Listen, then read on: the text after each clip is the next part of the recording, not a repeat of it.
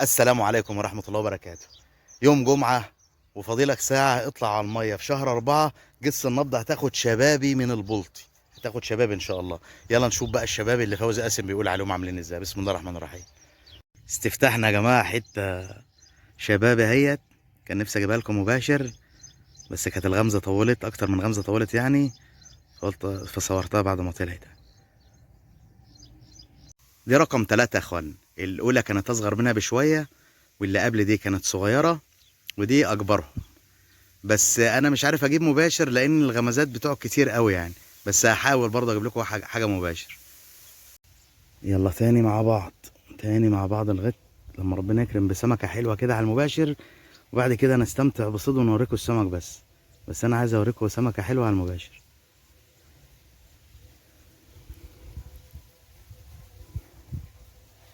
شرايه النتشه المتسرعه دي اهو، شرايه اهو. خلاص كويس برضه يعني معلومات بتيجي في النص، تعرف الغمزه لما تبقى بالشكل ده تبقى ايه.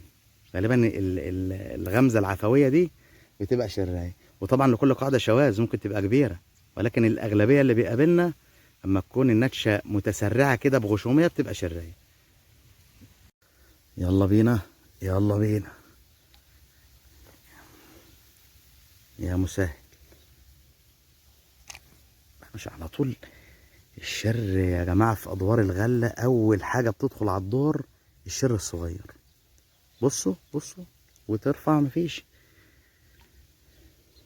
بس الفكره في الشر ايه بقى؟ خد بالك الشر في الدور له ميزه، ان هو بيلفت نظر السمك الكبير ان في اكل هنا. فالسمك الكبير يحضر في الدور، اول حاجه يعملها يبخ على السمك الشر الصغير ده، يطفشه ويستولى على الدور. اللي احنا بنقوله ده يا جماعه اجتهادات، اجتهادات وخبره صيد مش اكتر يعني. وطبعا زي ما قلنا كل واحد له وجهه نظر، وكل صياد اضرب ميته وطريقه صيده. يا مسهل الحال، ارمي لجوه. تعالى بالراحه واحده واحده على وش المرايه، رس غمازك، قول يا رب. مش شرط تشتغل زي فوزي قاسم. فوزي قاسم بينقل لك تجربته بس. انا شايف ان الغماز نايم قوي، فهعمل ايه؟ ارفعه وهرمي تاني لما جوه شويه. انا عايزها معومه، يعني لا السن اللي في الغله عايم ولا راسي قوي، يا دوبك رايح رايح جاي كده على الايه، على القاع، عشان يفضل لافت نظر السمك. كلها اجتهادات طبعا وسعي، ورزقك هتاخده هتاخده. كان في مره كنت بصطاد والله، وجنبي يعني شاب صغير كده 13 14 سنه، كان بيجيب سمك اكبر من السمك اللي انا بجيبه.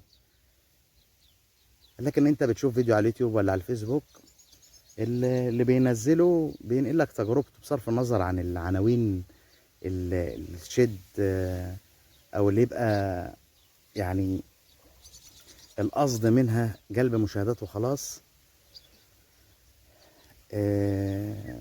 نحترم اي حد بيقدم تجربته يعني، حتى لو تجربة مش ناجحة هو بيعلم، بيخليك تشوف ده بيصطاد ازاي وده بيصطاد ازاي. وانت بقى خد من ده حاجة ومن ده حاجة وانجح انت بنفسك. انتوا لو جربتوا مرة مثلا تصوروا نفسكم وانتوا بتصطادوا مش هتستمتع بولا غمزة. ان موضوع انك تسجل الغمزة تفشل مثلا ولا حاجة وترجع تحذف الفيديو وتصور من جديد، وما تبقاش مستمتع، ايد ماسكة التليفون وايد ماسكة الصنارة، انت كده مش شغال لنفسك خالص يعني. انت كده عايز تنقل تجربتك بقدر المستطاع بصورة جميلة، بصورة كويسة.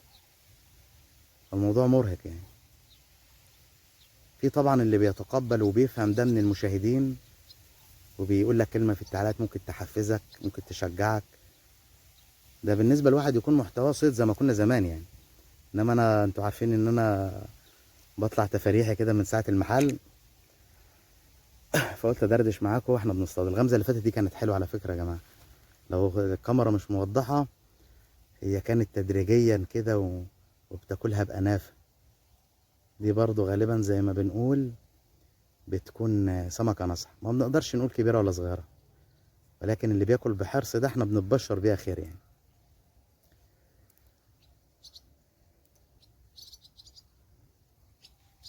اه العفوية دي شراية، الغشيمة دي بتبقى شراية.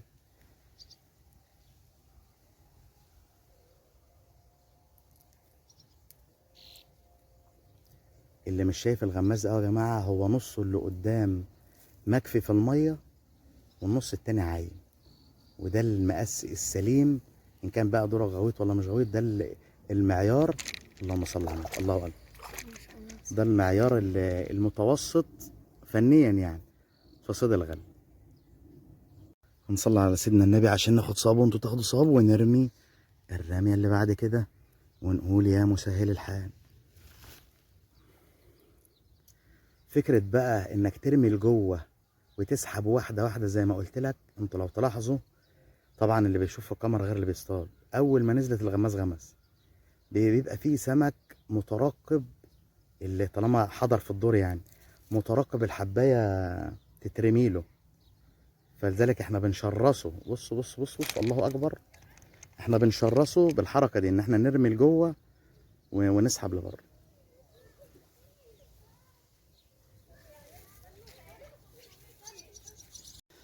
بسم الله الرحمن الرحيم. كمان واحدة على المباشر كده لحبايبنا بتوع واحة الصيادين، الله يرضى عليكم يا مسهل الحال. غالبا يا جماعة بعد كل سمكة بتطلع الدنيا بتريح دقيقة دقيقة ونص، عشان السمكة اللي بتطلع طبعا بتعمل في المربع بتاعها نوع من انواع الازعاج كده لباقي السمك. الله الله على الغمزة، الله جميلة قوي، جميلة قوي اللي عدت دي. والله العظيم يا متعة، متعة، متعة الغمزة زائد متعة العود وهو بيتهز في ايدك لما سمكة بتطلع. يعني كل حاجة في الصيد متعة، غير متعة طبعا ذكرك لله طول ما انت على المية. يلا اللي بعده. كنا بنقول ايه؟ كنا بنقول متعة. بيقولك احنا تحت شوية. مفيش، خلص. كنا بنقول متعة الغمزة مع متعة السمكة وهي طالعة، مع متعة ذكرك لله طول ما انت قاعد، خصوصا لما يكون المكان هادي بعيد بقى عن عربيات ولا ناس رايحة جاية. سبحان الله، قعدة المية دي لها متعة خاصة يعني. طبعا انا ما بستناش كتير، انا برمي تاني لجوه، بقول للسمكة في اكل اهو، في اكل اهو، اروح مرسيها في نقطة الى حد ما بعيدة عن امان السمكة، بحيث ان السمكة تيجي تخطف وتحاول ترجع لنقطة امانها، لا نص المية مثلا. طبعا انا بصطاد في مكان ضيق،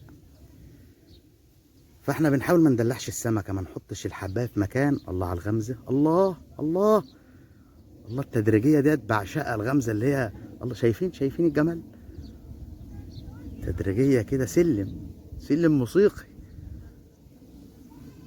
طب انا اتقل عليك ولا اعمل ايه؟ كملي طيب. طيب انا هشوف، ماشي. ارمي تاني وواحدة واحدة قدام المراية، اقول لها تعالي يلا.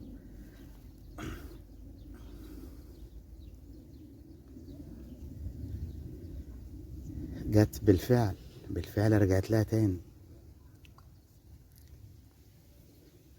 بص بقى، وانت بتصطاد يا صاحبي لما بتلاقي في فقاعات، الله غمزة جميلة قوي ده يا جماعة، في فقاعات طالعة كده جنب الغماز، زي عقارة كده، يبقى حاول ترفع الغماز وترميه تاني، تحسبا لا يكون فيه مثلا طمي ولا حاجة دار الحباية. هي انا معايا غمزة حلوة. معايا غمزة حلوة بس بتاكل بأنفة جدا. برضو نشرصها، نرمي لجوه ونرسي هنا قدام المراية ونقول يا مسهل هترجع لها ولا ايه؟ هي او غيرها يعني سيان. اهو رجعت لها بالفعل. احنا لما بنقول بترجع لها يا جماعة مش شرط نفس السمكة، هو ممكن يكون الدور فيه 20 سمكة، بس احنا بنتكلم بصيغة المفرد ان السمكة هي اللي راجعة يعني. يا مسهل.